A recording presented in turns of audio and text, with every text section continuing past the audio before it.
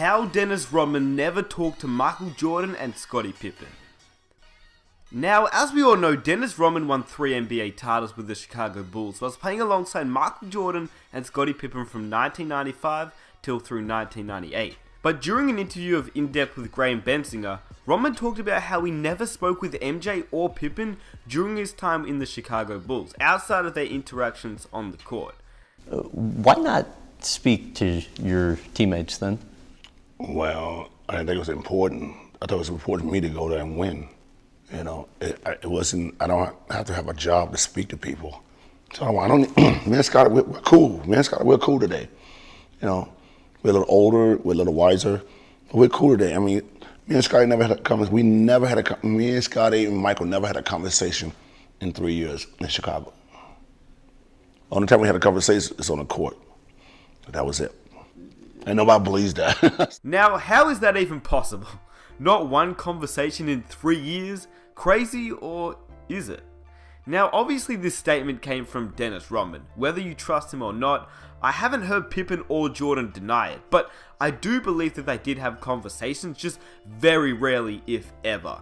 Obviously Jordan and Pippen were close, but according to Dennis Rodman, he never spoke to them, which, I mean, it is surprising since they won 3 NBA championships, but is it that surprising when you break it down, which is what we're going to do in this video? There were 2 versions of Dennis Rodman, maybe even more than that, but we had the party animal Dennis Rodman, and we had the basketball player Dennis Rodman. Like, I'm not joking, watch his documentary, which it's amazing if you haven't watched it, because I'll leave a link in the description. Watch his documentary. Anyway, the Dennis Rodman before he became the tattered, pierced, party animal Dennis Rodman played in Detroit during the late 80s, early 90s, when the Pistons were known as the Bad Boy Pistons. They were notoriously ruthless to players who drove in the paint and would repeatedly slam opposing players to the ground. They did it to almost every player, but especially to Michael Jordan, Scottie Pippen and the Chicago Bulls, simply because the Bulls were the young upcoming team who were eyeing the Eastern Conference Championship. As such, the Pistons were especially brutal to Scottie Pippen and Michael Jordan and would knock them around really hard, which is why I'm making this video, because as you can see, Rodman wasn't afraid to play hard. He would do whatever it took to win the game, and if it meant tackling an opponent to the ground or absolutely hammering them, well, he would simply do it. Very tough out there. Again, an unnecessary hit taken by the Pistons as Scottie Pippen was racked up.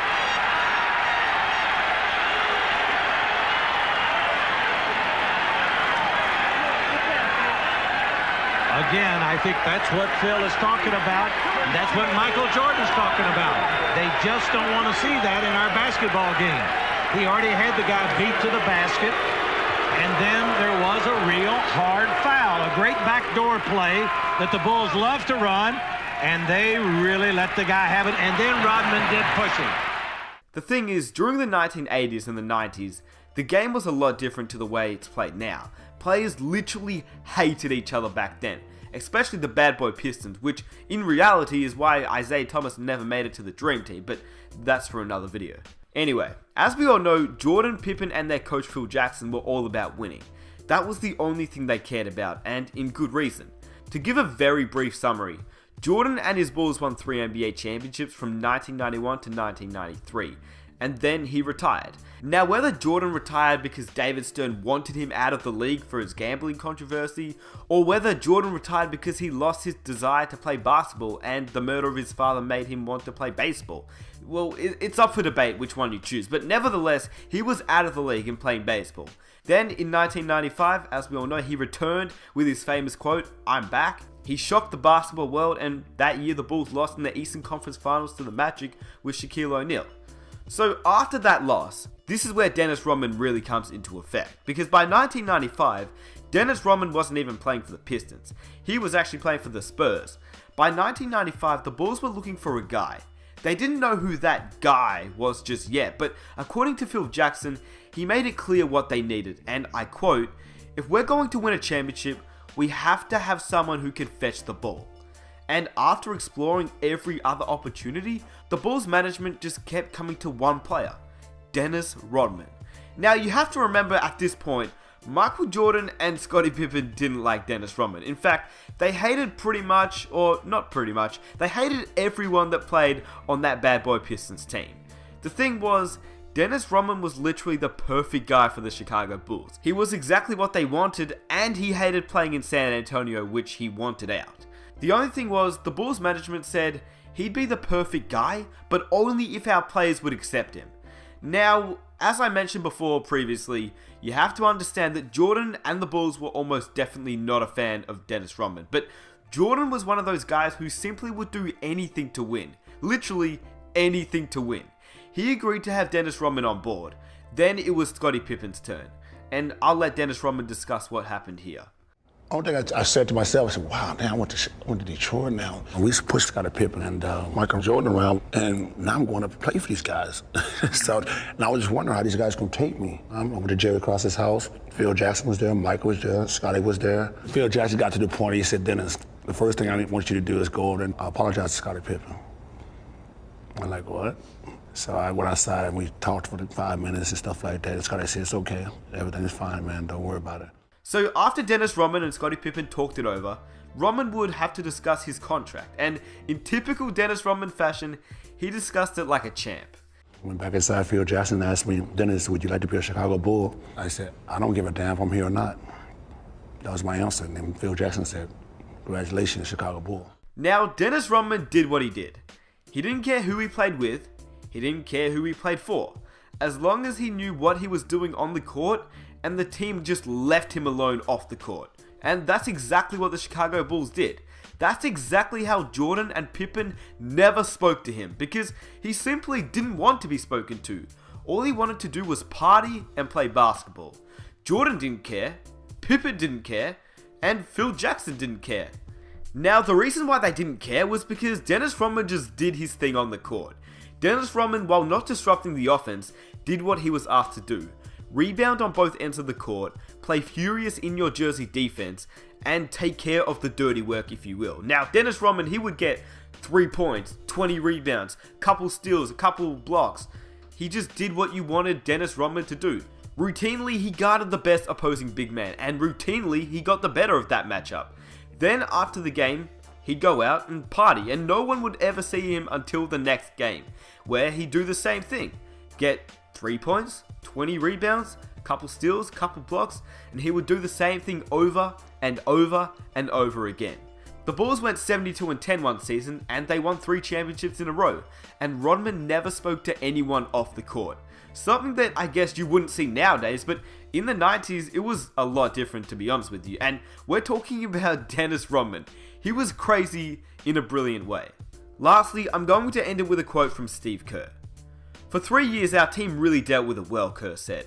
Michael had this sort of quiet respect for Dennis. They rarely communicated, but Michael respected Dennis for the way he competed and rebounded. He knew how important he was to the team and left Dennis to do his own. Michael Jordan and Scottie Pippen were ready to do whatever it took to win. They hated Dennis Rodman, absolutely hated Dennis Rodman before he came to Chicago, and fair enough. But once he was in Chicago, playing for them, it was all respect. And it didn't matter if they spoke. It didn't matter if they liked each other. It was all about winning. So it's not hard to see how they didn't talk when you break it down, because when you actually think about it, Jordan knew that without Dennis Rodman, he would not have 6 rings. I can almost guarantee you that. Just think about it. The amount of times that Dennis Rodman would get into Karl Malone's head in the NBA Finals, the amount of time Dennis would sacrifice his body to win a game is something that, well, you don't see very often, if at all. And, I mean, when you think about it, the Utah Jazz and the Chicago Bulls, they had some very, very close matchups. Jordan would hit a clutch shot, but without Rodman on that team, you wouldn't have a close matchup, because Rodman was really that guy you wanted on your team. He would do the dirty work, and he was the best fit that the Chicago Bulls could have ever had. I personally wish that we could see more of this. You don't have to like each other off the court, but once you're on the court, you best believe that the other player has your back, just like Rodman did for Pippen and Jordan, and vice versa. They didn't have to talk off the court because they weren't friends, but on the court it was different. They would die for each other. They were teammates, and in Rodman's own words, they were the best teammates ever. They let him party as long as he played the way that they needed him to. And I hope you guys enjoyed the video. I just thought it'd be a pretty interesting video to make for those that didn't know about Dennis Rodman and what he sacrificed to play basketball. He didn't really talk to Michael Jordan or Scottie Pippen, but hey, it didn't matter. They won championships, and that's all that matters now. He does things that are totally different than a lot of people, but when he steps on that basketball court, he gives 110%. This is a new experience for Scottie and myself, and for Phil, and for other guys who have been on that championship team and faced it, Dennis and James Edwards. But we put that aside for a common goal, which is to win a championship. And I'm gonna cheer them on as if they're my teammates, but yet I do that knowing that I've got a lot of scratches from those years.